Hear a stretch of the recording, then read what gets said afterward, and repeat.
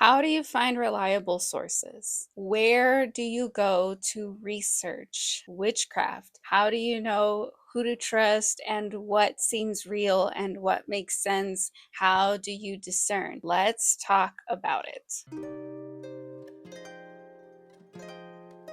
Hi, lovely witch. My name is Rosa. I'm the Divine Feminine Witch, and I help witches feel empowered through working with the goddess. Today, we're going to be talking about another thing that I feel should be a basic, but a lot of people probably don't know how to research, like in general, how to research anything.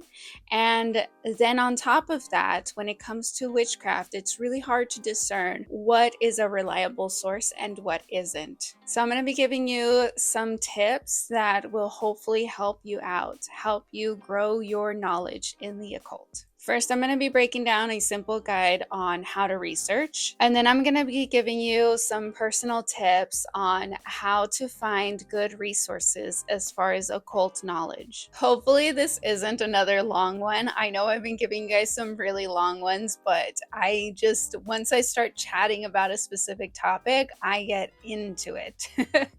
Hopefully, you enjoy that. Hopefully, you find everything that I give you helpful. That being said, this is based off of my practice and what works for me. Grab a pen and paper if you like so you can jot down some notes, grab a cup of coffee or a tea, and sit down with me. Before we get started, don't forget to like, subscribe, and hit the bell for notifications so you never miss another video. All right, let's get into it. How do you research? This is going to be how you research no matter what the topic is, okay? I actually learned how to research. I'm totally going to age myself right here. I learned how to research back in middle school when we had computer class. That probably isn't a thing now. This was back when computers in your house wasn't a common item. It was just like you go to class and they teach you not only how to use the computer, but how to use the internet. This is also when startup internet was that one that makes that like long phone call sound that was like, if you if you know what I'm talking about, great. That will make me feel less old. If you don't, lucky you. Okay, so the very first tip. This one's going to be a little bit of a hot take for people, but bear with me and listen to why, okay? You want to start off with Wikipedia. Now, I know that Wikipedia itself is not a reliable source, okay? And even in school, in college, they are always going to tell you, do not cite Wikipedia, and you should not, okay? But you start off there because they cite their sources. I remember when I first discovered Wikipedia, and I still do this sometimes. I will look up a subject, a specific thing or a person, and I will just get lost in a web of Wikipedia pages. Like I will just click on the next blue thing, click on the next blue thing, and I'll just be looking and reading and just absolutely fascinated with all of this. I think this is also how I first started learning about chakras. So once you get into Wikipedia and find your specific topic, you want to read what they have to say. And yes, click on the blue links and open the page in a new tab so you can look at that afterwards. As you look at it, everything that they mention as a reference, they will have cited little numbers. When you click on that little number, it brings you down to the bottom of the page. That is where they have all of their sources listed. You're going to then write down in a list the sources and what you are going to that source for, so you can remember why you're gonna go and try and find this book or website, okay? Read the whole page, then write your sources. Once you have your list of sources, that's when the hunting begins. I suggest going to your local library. If your local library is small and very limited in what it actually has, then maybe try and look for your county library. Those are going to be bigger and those are going to hold a lot more things in them. Libraries are absolutely fascinating, by the way. You should be taking advantage of everything that libraries have to offer because it is free to us. Why? Because our tax dollars go to these places. Like, I don't know if you know this, but a lot of libraries, especially county libraries, let you rent out things that aren't even books. I'm talking laptops, CD players, VHS players, like things like that. They have them. Some libraries even have seed libraries that will let you check out seeds like for growing plants. You grow plants, and then when your plants produce seeds, you go back to the library and give them more seeds. It's a whole process. Look into it, because that's an easy way to start a garden. Anyways, I'm getting off topic. Go to your library and go to their search engine. It's usually a computer nowadays, and it will tell you where you can find the sources that you're looking for. If your library does not have your sources, make a note of that in your little list, and you're going to go to Google and search them later. While you're at your library, you want to spend some time reading these sources and taking as many notes as possible. Even if you think you'll be able to easily remember something later, write it down. The purpose of writing everything down is not necessarily to remember everything. It's more so that you can have all of this knowledge that you have gathered in one place. If your library does not have a certain text, then you go to Google. Or if you prefer a different search engine, then go to a different search engine. But just look for a search engine and type in there what you are looking for. And sometimes you're able to find, especially if it's articles instead of books, you're able to find free sources. Legal sources, okay? Obviously, make sure that it's legal. When you are looking through these sources, you are trying to find primary and secondary sources. Primary sources are directly written about the thing that you are looking for by somebody who was either experiencing the thing or has a point blank definition of the thing. It's usually non-biased. Secondary sources are sources written about the primary source. You want to first try and track down the primary source. So usually if it's a book, on the back of the page or in the bibliography or in the preface, if it has one, it will usually say what this writing is about and where they got their knowledge from. That will give you an indication that this is a secondary source. So you want to go and find the primary source that they are referring to. Now, when it comes to occult knowledge, because we have always been hunted since the beginning of time, it is going to be really hard to find primary sources. That is totally understandable. You know, colonization and things like that causes things to disappear, accidentally burn, or get destroyed. This is how primary sources tend to get lost. It happens, sadly, but you still want to try and track down the primary source if it still exists. When it comes to things like mythology, you have to keep in mind that the sources that we have now are technically secondary sources because they were translated from Latin or Greek or some other language that we do not speak at the moment. And because it's translated, most often there will be times when there are certain words that cannot be replaced by the new language, and so there will be some mistranslations. There will also be bias. Bias also comes from other cultures and other religions coming over and basically taking over the previous culture, the previous religion, and their previous texts. This is also why you want to try and find multiple sources. You kind of have to accept when it comes to a lot of things that are occult and mythology that you're not necessarily going to get a clear, unvarnished truth. But the more text that you try and read up on it, the more clearer you are going to get an understanding of the subject that you are trying to learn. This is why secondary sources are important. They help you contextualize the primary source. You also can't take these sources at face value. All writers have their personal take on a subject. And so because of this, I also encourage you to read up on sources that don't necessarily agree with your bias on a particular subject. You want to be open to reading different takes. If you're only looking for things that agree with you, then you're not really doing research. You're just looking for something to help confirm your bias. And then once you have all your notes, it's time to connect the dots. You can create a little timeline. I usually like to do a timeline, like I'll literally write in a big paper. I'll turn the paper over and I'll write down a timeline of when this particular story was shared, especially mythology. Take, for example, mythology. This is how I wrote down my Lilith mythology. By the way, I have a playlist on TikTok if you haven't checked that out yet.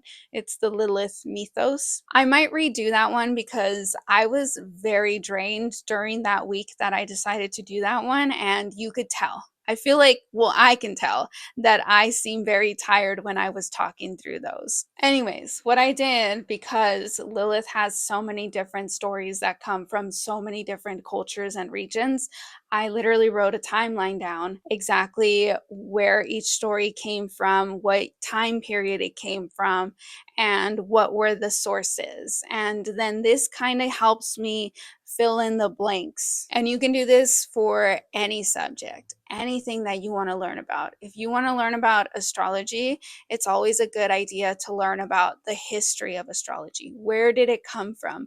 And why do certain people believe in this style and not this style? You know, learning the history will help you understand all the other questions that you may have about astrology. Okay, so now that we went over how to research, I want to give you some tips as far as vetting occult knowledge, because there are so many different kinds of sources out there, and then there are so many rich, beautiful sources out there. I'm not going to be able to give you just a list of what's good and what's bad because we all have different beliefs. Witchcraft is technically an umbrella term for so many different cultural, folk, religion, and just overall spiritual practices. So you want to have variety. Different kinds of sources will be great. You want to have sources that are books, blogs, articles, even social media can help you. Think of social media as like third sources because from there you still want to find your secondary and your primary sources, okay? You want to remember that everybody's practice is different because they come from different cultural backgrounds, they come from different spiritual beliefs. There are many different kinds of beliefs out there, and sometimes they coincide a bit, but other times they are completely different, and that is okay. That doesn't mean that one is right and one is wrong. But this is why you want to keep an open mind about possibly changing your mind later on as you learn more. If you can, it's also good to learn through in-person classes. Not everybody has this ability, unfortunately, but some places have metaphysical shops that offer classes. If you are only getting your occult knowledge from social media, then I hate to break it to you, but that is not enough. Social media I have a love-hate thing for social media. I'm a Gemini with a degree in social media marketing. And so, yeah, I understand how social media works to a certain extent. You know, it's always changing.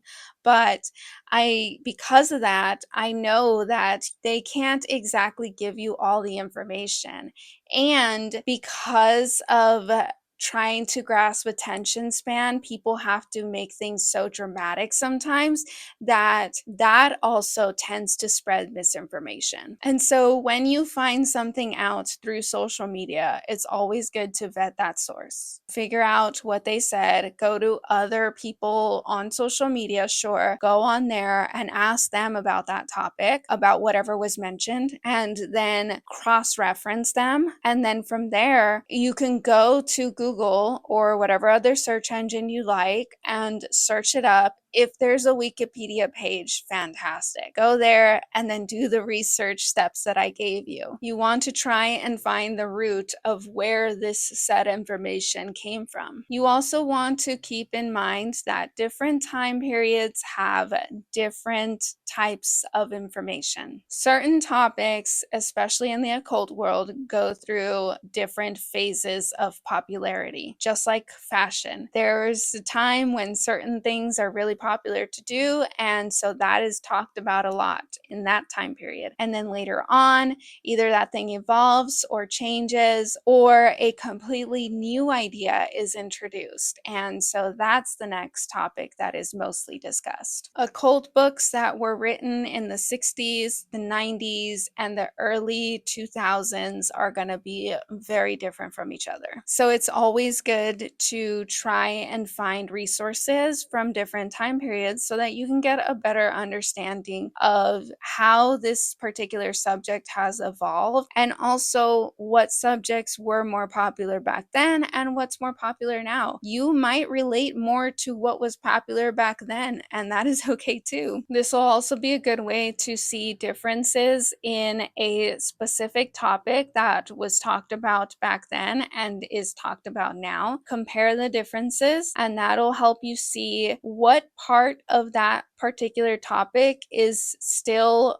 viable now. That makes that the core important part of that topic, and then maybe some other things can be changed. I'm trying to find an example so that I can explain that better. Say, for example, setting up for a spell. A lot of older books might tell you that you have to start out with casting a circle.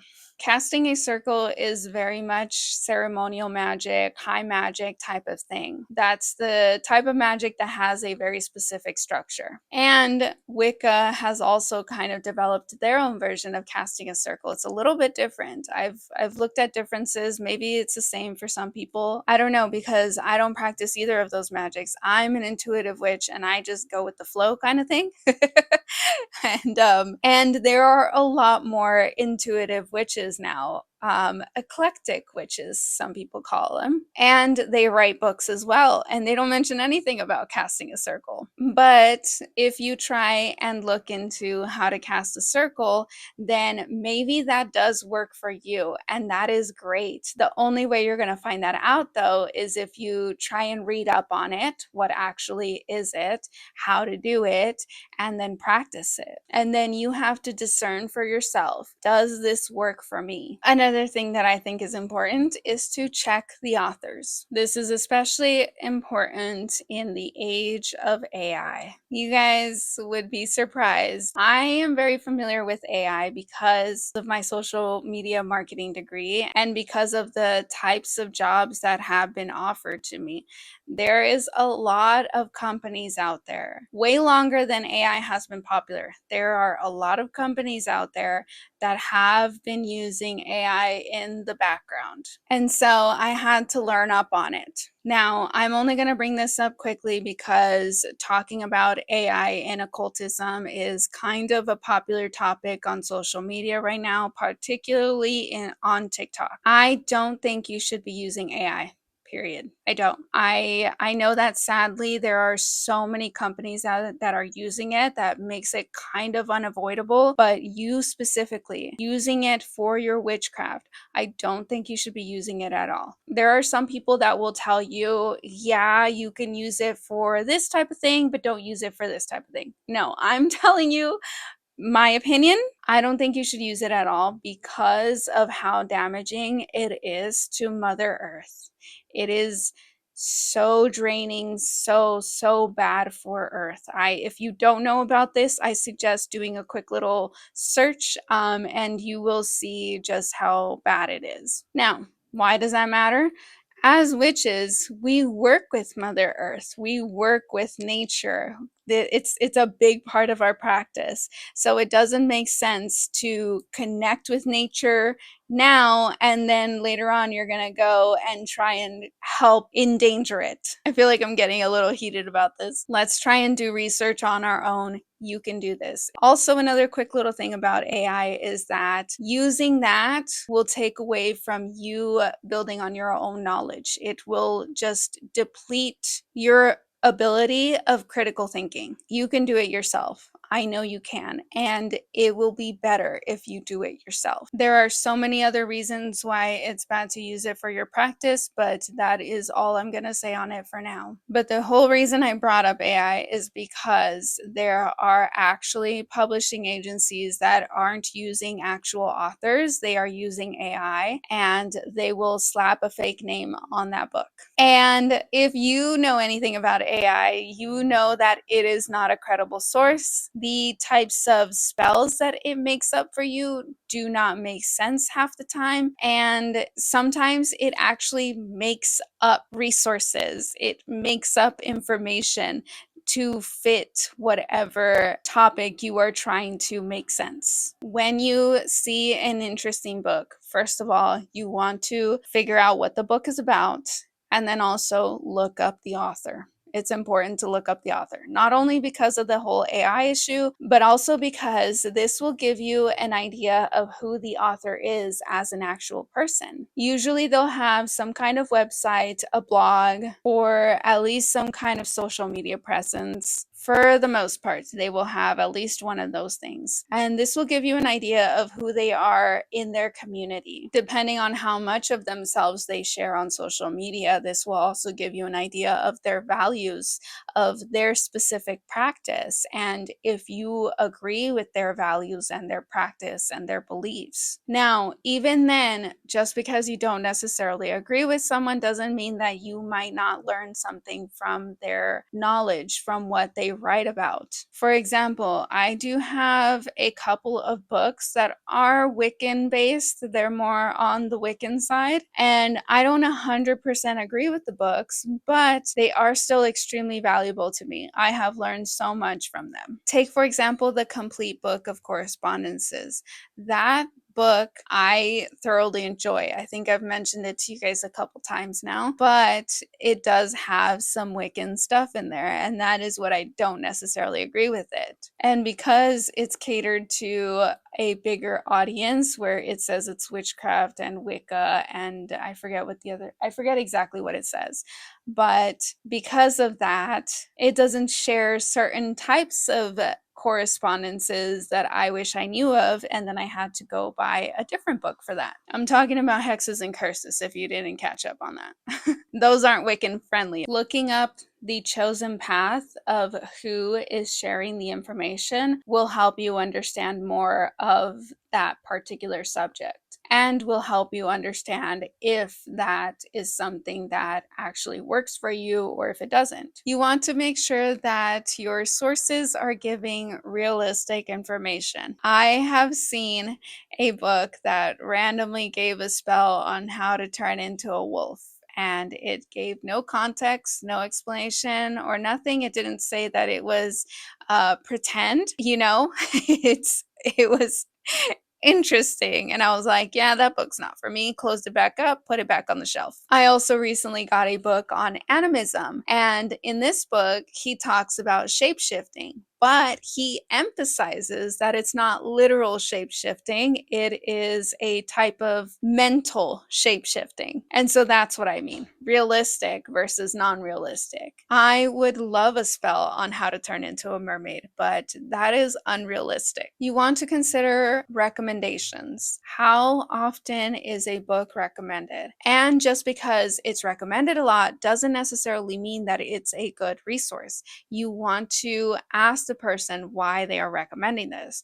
And if they can't give you a reason why, then maybe they just heard somebody else recommend it and that's why they're recommending it, So it's always good to ask why people are recommending certain books. And then you also want to ask why people aren't recommending a certain book. Maybe it has certain things that not everybody enjoys, but maybe it is something that works for you. You also want to keep in mind that people have personalized gnosis. Everybody has their own beliefs, and that is okay. I really want to emphasize that that is okay, because especially on social media, I see it time and time again. People will come into other people's comment sections, not just mine, and they will say, you're doing that wrong because my grandma taught me this way. Or that is not what you should do. You should do it this way. And they won't give any text on why they believe a certain thing. But just because you were taught a certain way doesn't mean that what someone else is sharing is wrong. Especially on social media, people are going to share things based on their personal gnosis. And you have to keep that in mind. This is why I'm saying that social media itself is not necessarily a reliable source. You can learn from people there, but I wouldn't only stick to what one person says.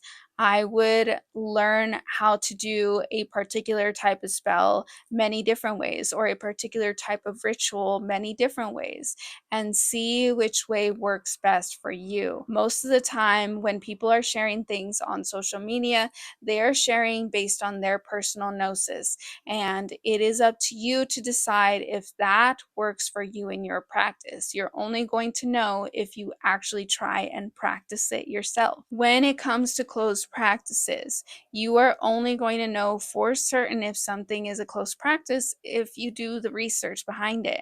And that takes you back to the beginning of this video where I tell you how to do research. Always question everything, and remember that research is a big part of all of this, of witchcraft, of paganism itself. All right, that is all I have for you today. Hopefully you found this helpful. Let me know in the comments if you have any questions. Don't forget to like, subscribe, and share this video with somebody you think might benefit from it. And have a blessed day, lovely witch.